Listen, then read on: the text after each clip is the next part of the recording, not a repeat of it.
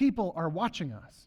And here he goes into this whole long thing and talks about all of the details. He says, in endurance, afflictions, hardships, calamities, beatings, imprisonments, riots, and on and on. I'm not going to read the whole thing. But eventually then he gets down to the part where he says, Dear Corinthians, I can't tell you how much I long for you to enter this wide open, spacious life. We didn't fence you in. The smallness you feel comes from within you. Your lives aren't small, but you're living them in a small way.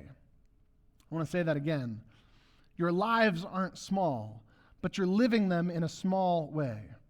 He says, I'm speaking up as plainly as I can and with great affection. Open your lives. Live openly and expansively. The words in the NRSV here say, our heart is wide open to you, Corinthians. There is no restriction in your affections, but only in our affections, but only in yours. In return, I speak as to children. Open wide your hearts also. When I hear these words, I interpret Paul's words as he sees these people living for the next paycheck or the next major advancement in life or the next extravagance.